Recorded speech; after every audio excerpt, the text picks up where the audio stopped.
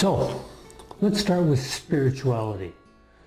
Spirituality is probably one of the most misunderstood concepts.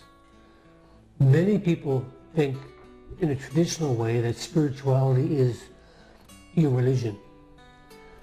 But actually spirituality is much more pervasive, much more broad than that. If you think of someone you know who's very religious, that means in a sense they're most committed to the ideology or beliefs of a certain religion or belief system. So that's where they're most committed, and they use that to guide their life. You can actually have that same approach to any area of your life. For example, you probably know someone that is very committed to their work, and they work hard, they're very devoted to their work, their focus is their work, their thinking is their work. Well, for that person, their work may be their spirituality. You may know someone, for example, who is very committed to their children. Their focus is always on their kids. Well, that could very well be their spirituality. You may know someone as well who's very ill, and their focus is entirely on their illness and getting better, getting healthier. So that is their spirituality. So whatever we're most committed to is our spirituality. Whatever we're most committed to, that's the key. So if you think about your life and think of the 7 areas, what are you most committed to in your life? Because that's what, in a sense, defines for you your spirituality. So I want you to take a broad perspective and say, what am I most committed to? What area of my life am I most interested in? I think about the most, I do the most. That's your spirituality. And see, when you think of this law, if you think of the room you're in. Everything in this room that I'm doing this taping in has a purpose in being here.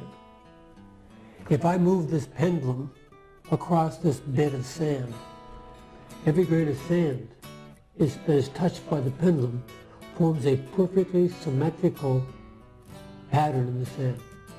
So every grain of sand that's touched by the pendulum has a purpose in becoming part of that pattern. And every grain of sand that touches those grains of sand supports that pattern. So ultimately, every grain of sand in that tray has a purpose in being in that tray at this point in time by helping to create and or maintain the perfectly symmetrical pattern being made by the pendulum. Well, that same process applies to everything in this room. My glasses have a purpose, this pad has a purpose, this cup has a purpose. Everything in this room has a purpose, even the dirt on the floor. I hire someone to clean it, which means the dirt has a purpose in providing a source of income for somebody around me. Every room in this building I'm sitting in has a purpose in the building. Every building in the city I'm sitting in has a purpose in the city. Every city in the country I'm in, Canada, has a purpose in being in Canada. And Canada is a country and so on all the way up. So that means that everybody has a purpose in being on the planet Earth at this time. You know, for example, that you have a unique fingerprint. You know probably you have a unique eye retina pattern. Did you know you have a unique heartbeat? Apparently they're going to use it as a unlocking mechanism for computers in the very near future. So when you sit down and in front of your computer, it'll read your heartbeat, and if it's the right heartbeat, it'll unlock for you. Do you know that the atoms of your body, the vibration of those atoms of your body are unique to the planet Earth, are unique to the universe? So you are a very unique person at this point in time in our universe, and therefore you have a unique function to be here. Just like every storm has a purpose in balancing the moisture systems of our universe, every person, every event has a purpose. When you know your purpose consciously, it's a new ball game. See, it's only because we're the only animal that can think about thinking, we're the only animal that can actually be conscious of our purpose, put words around it, and use that consciously to design our own future, to design our own destiny.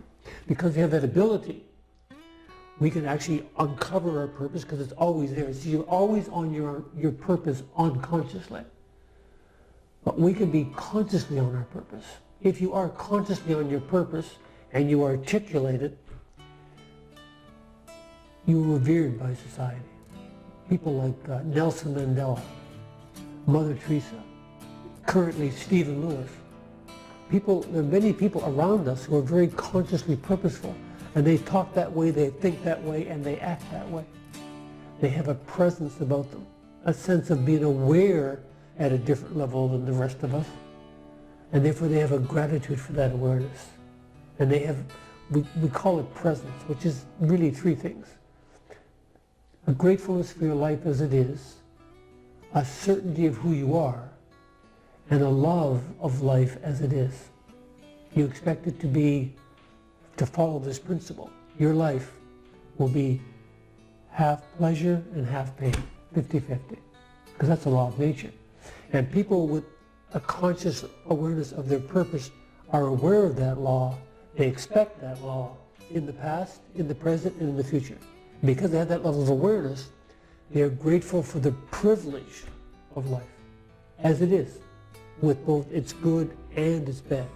Now, that's a high level of, in a sense, spirituality. And you can use any of the 7 perspectives to achieve that level of awareness. That's why any perspective could contain your purpose.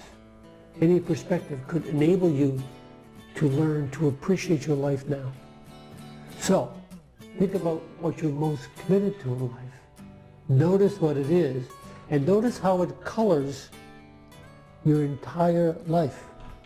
Because that's very close to, or maybe exactly what is your spirituality. So have a look.